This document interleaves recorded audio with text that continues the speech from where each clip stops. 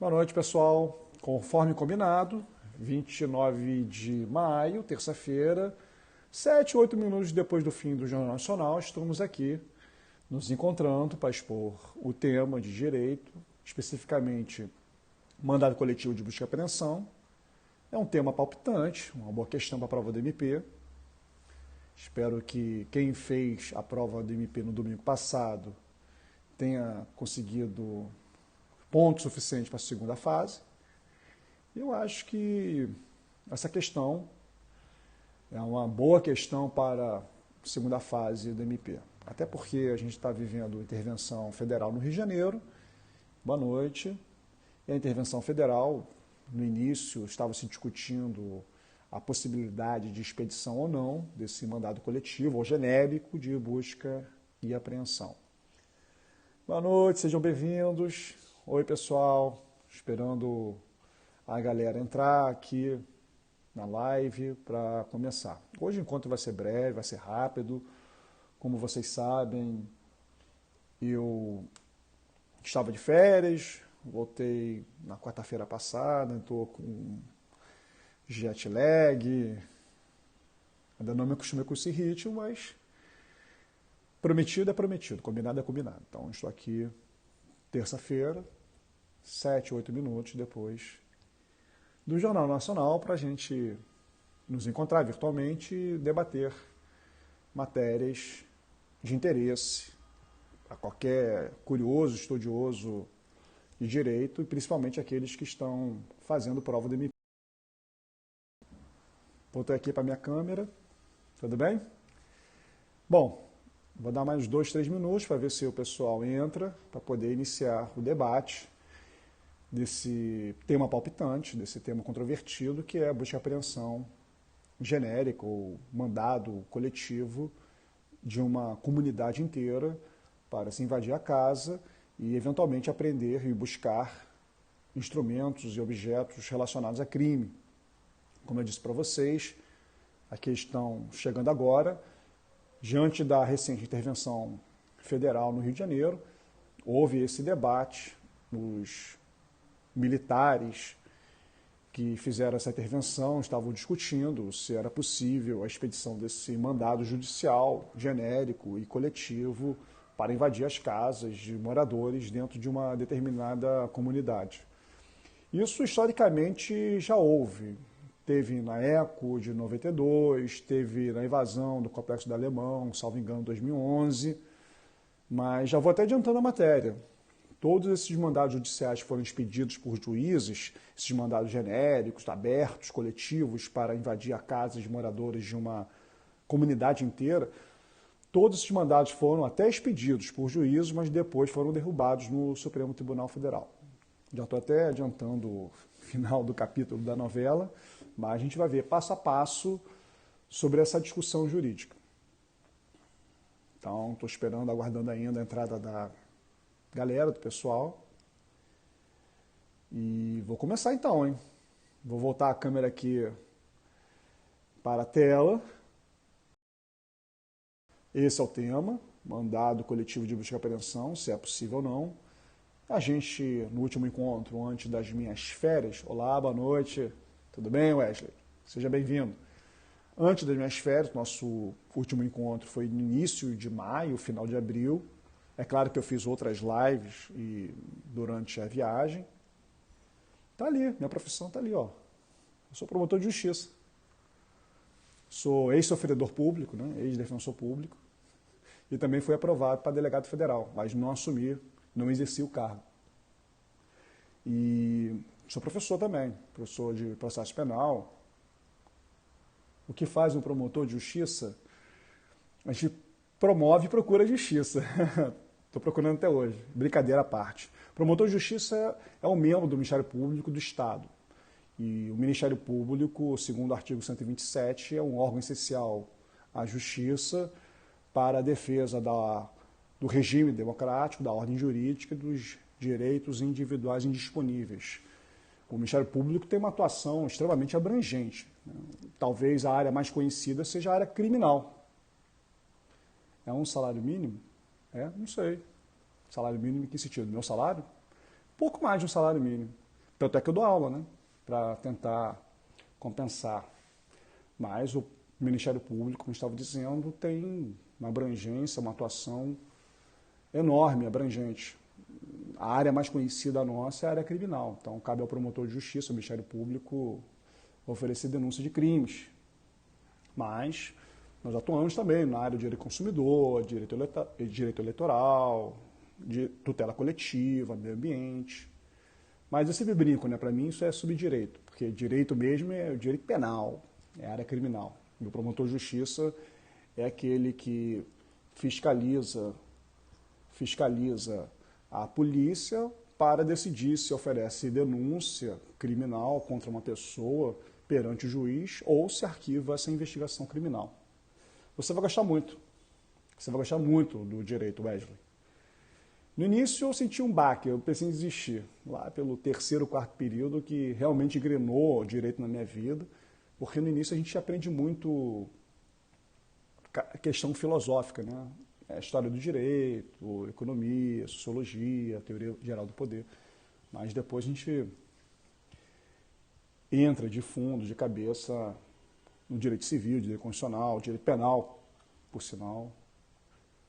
Eu gostei muito e aí me apaixonei de vez pelo direito. Mas vamos deixar o bate-papo de lado e vamos entrar na matéria. Bom, vocês estão vendo aí que a gente começou, no último encontro, a falar sobre princípios constitucionais no processo penal. Já falamos de diversos princípios, né? Princípio da presunção de inocência, se o princípio é ou não compatível com a execução provisória antecipada da pena imposta no acórdão condenatório de segunda instância, sem o trânsito julgado, isto é, sem o julgamento dos últimos recursos de uma condenação perante o STJ e o STF. E, em seguida, nós começamos a ver o outro princípio também constitucional da inviolabilidade domiciliar. Está lá no artigo 5º da Constituição, inciso 11. O artigo 5º, inciso 11, tem essa redação que está na tela de vocês. É uma redação que todo aluno de direito deve conhecer, né? A casa é asilo inviolável do indivíduo, essa é regra. Ninguém nela podendo penetrar sem consentimento do morador, como eu disse, é a regra geral. A casa é asilo inviolável, ninguém pode invadi-la sem autorização do morador.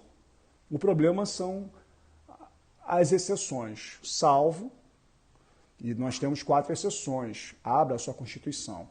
Em caso de flagrante delito, barra, ou desastre natural, barra, ou para prestar socorro de uma pessoa desmaiada, em coma, ou com ataque cardíaco, barra, ou, última exceção, durante o dia por determinação judicial. Então nós temos uma regra, como vimos no último encontro, e nós temos essas 4 exceções.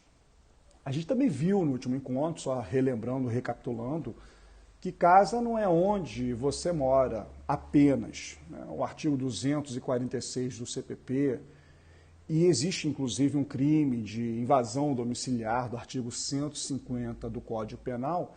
O artigo 150, parágrafo 4º, ele conceitua, ele define o que é casa que merece essa proteção do asilo inviolável. E ao contrário do que alguns imaginam, casa não é onde você mora apenas. Casa, na verdade, é qualquer, sublinho, compartimento habitado, ainda que coletivo ou profissional.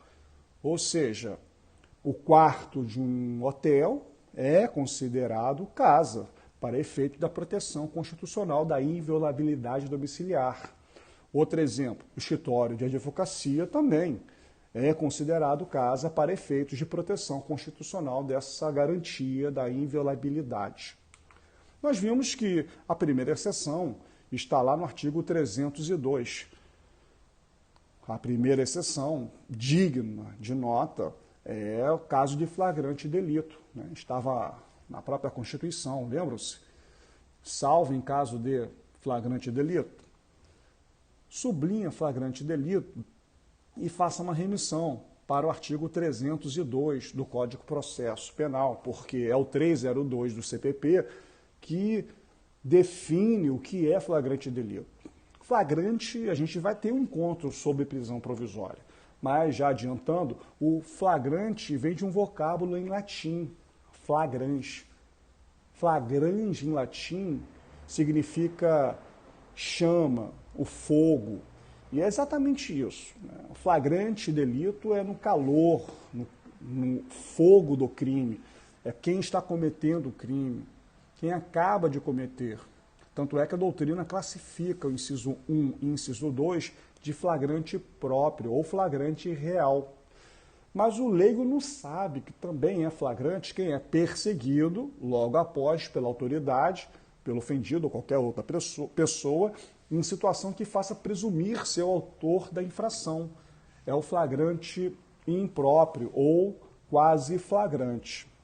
E, finalmente, poucos sabem, mas também você está em flagrante delito se você for encontrado logo depois com instrumentos do crime que façam presumir ser o autor da infração. É o chamado flagrante presumido ou flagrante ficto. Então, o 302, ele tem 4 incisos, mas o inciso 1 e 2 fazem parte da mesma classificação do flagrante próprio ou flagrante real. O inciso 3, que pressupõe um flagrante com perseguição, é o que a doutrina convencionou chamar de flagrante impróprio ou quase flagrante. E, finalmente, como a gente viu na tela, o inciso 4, que pressupõe um flagrante depois que o autor do fato é encontrado com objetos do crime, a doutrina denominou como flagrante presumido ou flagrante ficto. A grande dúvida, a gente viu inclusive no encontro passado, é que a regra da inviolabilidade domiciliar ela é excepcionada no caso de flagrante delito. E nós vimos que o 302 tem 3 espécies de flagrante delito nos 4 incisos. Um flagrante próprio, quando você está cometendo o crime ou acaba de cometer. O flagrante impróprio, quando você é perseguido e detido. E o chamado flagrante presumido, quando você sequer é perseguido. A polícia está lhe procurando e o encontra. Lembra-se? Quem é encontrado com objetos do crime. E a grande dúvida é em qual situação flagrancial e em qual hipótese de flagrante que a polícia pode invadir a sua casa sem a sua autorização. Apenas na hipótese de flagrante próprio? Apenas quando você estiver cometendo um crime dentro da sua casa, estuprando uma mulher, por exemplo?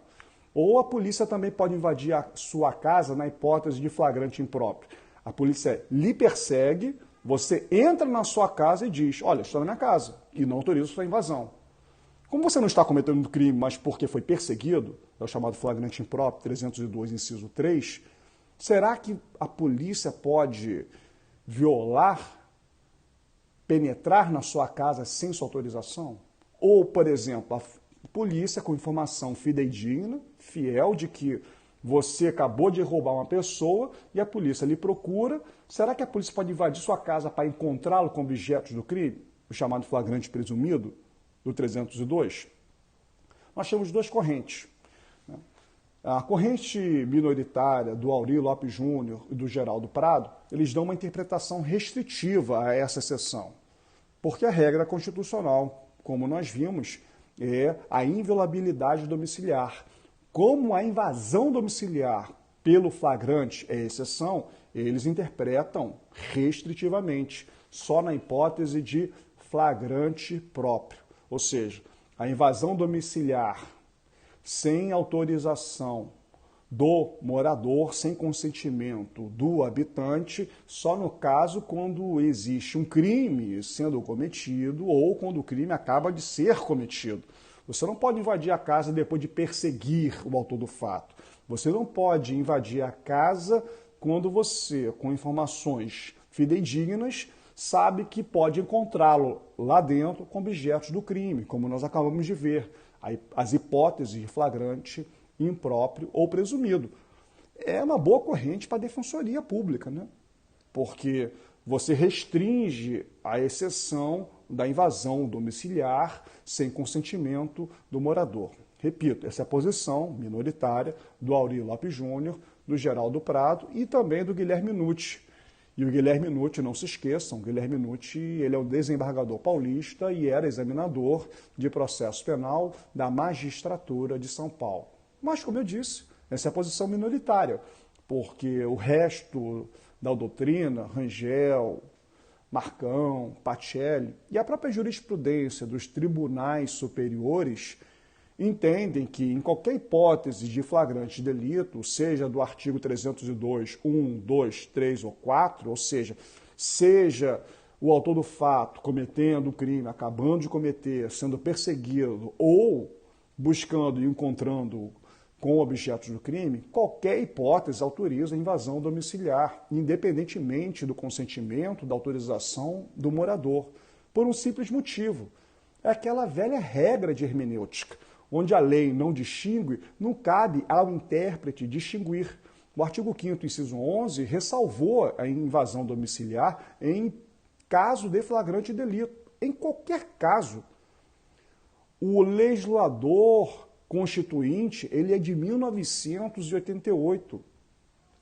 E as 3 espécies de flagrante delito, como nós vimos, as 3 espécies estão no artigo 302 do CPP de 41. Portanto, o Constituinte de 88, quando fez a ressalva da invasão domiciliar em caso de flagrante delito, ele já sabia que desde 1941 existiam 3 hipóteses de flagrante: o próprio, o impróprio e o presumido.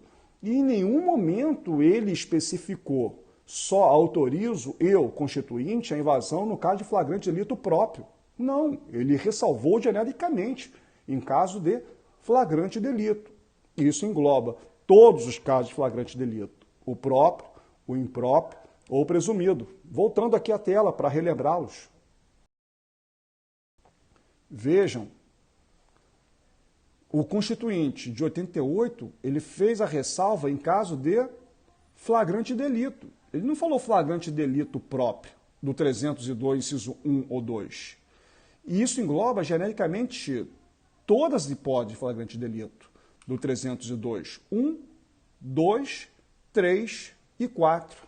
E essa é a posição do STJ. Se quiserem notar, acórdão paradigma do Superior Tribunal de Justiça, isso está no acórdão, eu até coloquei aqui para vocês, desculpa, caiu, no HC 10899 de Goiás. E até transcrevi para vocês. Olha, não é ilegal a entrada em domicílio sem consentimento do autor do delito, que é perseguido. Ou seja, ele não estava cometendo o crime. Ele não tinha acabado de cometer o crime. Não era a hipótese do 302, inciso 1 ou 2. Era a hipótese do 302, inciso 3. Então não é ilegal a entrada da polícia no domicílio sem consentimento do réu, do autor do crime, que é perseguido logo após a prática do crime. Portanto, apesar da doutrina minoritária do Auri, o STJ já decidiu. Onde o legislador não distinguiu, não cabe ao intérprete distinguir. Então, em qualquer hipótese do flagrante, seja 1, 2, 3 ou 4, a autoridade policial pode entrar na casa do autor do fato sem o seu consentimento. Aliás, nesse próprio acórdão do STJ, eles aplicam, por analogia, o artigo 293 do CPP 293, que é o cumprimento de mandado de busca e apreensão. Se o executor do mandado verificar com segurança que o réu entrou ou se encontra em alguma casa, o morador será intimado a entregá-lo. No caso, o morador é o próprio autor do fato. Se não for obedecido imediatamente, o executor convocará 2 testemunhas e, sendo o dia, entrará à força na casa, arrombando as portas, se preciso. Então, eu acho que não custa nada você fazer uma remissão. Lá do artigo 5º, inciso 11, flagrante delito, para esse artigo 302 e para o artigo 293 do CPP. Não é uma analogia em Malam Partem, porque você está aplicando literalmente o que a Constituição escreveu. ninguém nela podendo penetrar sem seu consentimento, salvo em caso de flagrante delito. Eu não estou fazendo analogia, eu estou aplicando uma interpretação literal da Constituição.